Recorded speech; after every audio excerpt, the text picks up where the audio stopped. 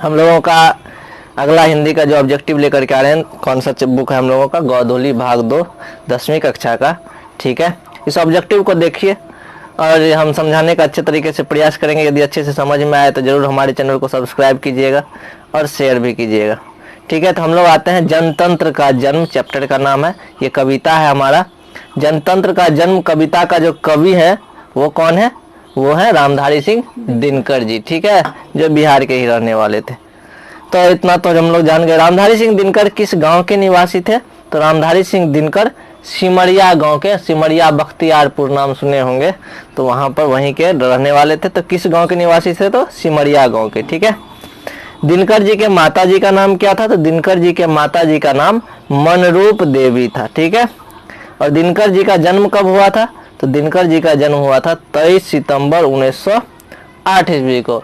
और 1905 ईस्वी में क्या हुआ था, 1905 में बंगाल विभाजन, 1906 में मुस्लिम लीग की स्थापना और 1909 में मार्ले मिंटो सुधार हुआ था। ठीक है, और 1908 में 23 सितंबर को इनका जन्म हुआ था। किनका, दिनकर जी का जन्म। तो याद हो गया, दिनकर जी का जन्म 23 सितंबर 1908 ईस्वी को। दिनकर जी के पिताजी कौन थे, तो दिनकर जी के पिताजी का नाम रवि सिंह और माता जी का नाम क्या था, मनरूप देवी। तो दिनकर जी के पिताजी का नाम रवि सिंह और माता जी का नाम मनरूप देवी। ठीक है, अब देखते हैं आगे कि दिनकर जी किस युग के प्रमुख कवि थे, तो दिनकर जी उत्तर छायावाद युग के प्रमुख कवि थे। उत्तर का मतलब होता है बाद में, यानी कि छायावाद युग के बाद के कवि थे। ठीक है, भारतेंदु युग के मतलब क्या हो गया, भारतेंदु जो लेखक थे उनके समय के जो भी जितने भी लेखक हुए, कवि हुए, उनको कहा गया भारतेंदु युग। छायावाद युग के जितने भी लेखक थे उनको कहा गया छायावाद युग। लेकिन दिनकर जी किस युग के कवि थे, तो उत्तर छायावाद युग। इसका मतलब क्या हो गया, छायावाद युग के बाद के कवि। ठीक है, उस समय के बाद के। तो दिनकर जी मैट्रिक पास कब किए थे, तो दिनकर जी मैट्रिक पास 1928 ईस्वी में किए थे। और 1938 ईस्वी में हम लोग जानते हैं नमक तोड़ो कानून हुआ था, है ना, जिसमें कि गांधी जी जो थे साबरमती आश्रम से लेकर के दांडी यात्रा किए थे। तो 1928 में इन्होंने मैट्रिक पास की थी, यानी 10वीं कक्षा। दिनकर जी ने बीए ऑनर्स कब किया था, बीए ऑनर्स कब होता है, 10वां कक्षा के बाद इंटर होता है 2 साल का, उसके बाद 3 साल का बीए होता है। इन्होंने बीए ऑनर्स कब कंप्लीट कर लिया था, तो इन्होंने बीए ऑनर्स किया था 1932 ईस्वी में पूरा। इसका मतलब क्या हो गया, 1928 में वे 10वां पास किए थे, 2 साल यानी 30 तक में उन्होंने क्या किया, इंटरमीडिएट कर लिए थे। और बीए कब किए,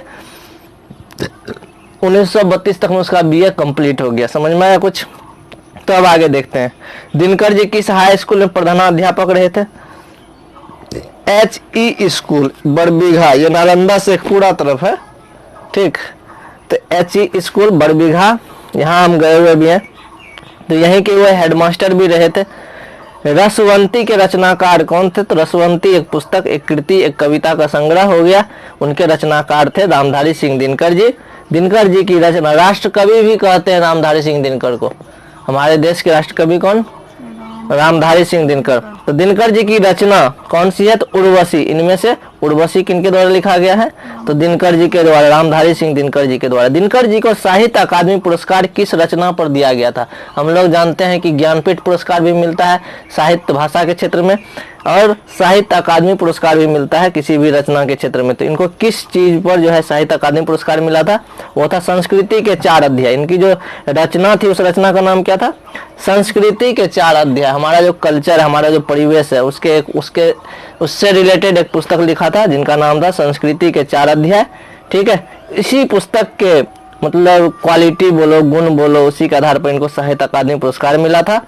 अब अगला है क्या कि दिनकर जी को किस रचना पर ज्ञानपीठ पुरस्कार मिला था, तो साहित्य अकादमी पुरस्कार तो पता चल गया, संस्कृति के 4 अध्याय। ठीक है, संस्कृति के 4 अध्याय नामक रचना पर उनको ज्ञानपीठ किस कौन सा पुरस्कार, साहित्य अकादमी पुरस्कार मिला था। ज्ञानपीठ पुरस्कार किस रचना पर मिला, ये मिला था उनको उर्वशी पर। तो दोनों फेमस है। उर्वशी किनके द्वारा रचित है, रामधारी सिंह दिनकर के द्वारा। इसी उर्वशी पर इनको मिला था ज्ञानपीठ पुरस्कार। ठीक है, जनतंत्र का जन्म, कविता में कवि ने किसे शक्तिशाली कहा है, जनतंत्र का जन्म। जनतंत्र का मतलब ही होता है लोगों का शासन, है ना, लोगों के द्वारा चुनी गई सरकार।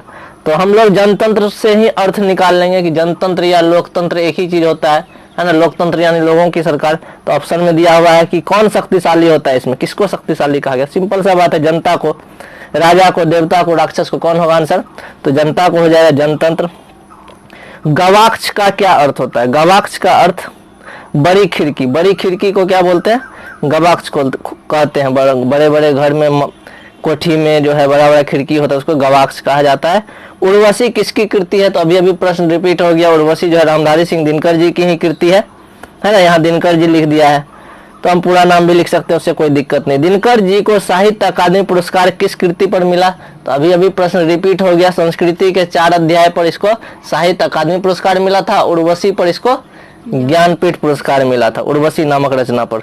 दिनकर जी किस विश्वविद्यालय में उप कुलपति रहे थे या उप कुलपति बनाए? कुलपति क्या होता है? बहुत सारे कॉलेज को मिला करके एक विश्वविद्यालय होता है जो सारे कॉलेज का देखरेख करता है। उस विश्वविद्यालय में जो होता है ना, एक हेड होता है, उसको कुलपति बोलते हैं। उसका जो उप होता है उसको उप कुलपति। ठीक है, तो ये बनाए गए थे भागलपुर विश्वविद्यालय के कुलपति। ठीक है। दिनकर जी ने जनतंत्र का जन्म शीर्षक कविता दूधमुही शब्द का प्रयोग किसके लिए किया है?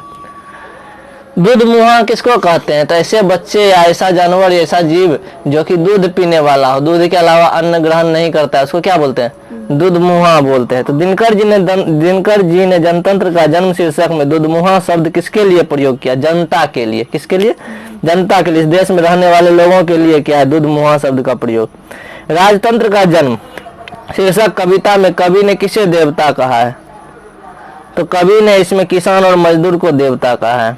राजतंत्र का जन्म शीर्षक कविता में कवि ने किसे देवता कहा है? तो किसान और मजदूर को। हम लोगों का चैप्टर का नाम क्या है? जनतंत्र का जन्म। इस चैप्टर का नाम क्या है? जनतंत्र का जन्म। ठीक है, इसमें जो कवि ने किसे देवता कहा है? किसान और मजदूर को। क्यों कहा है किसान और मजदूर को देवता?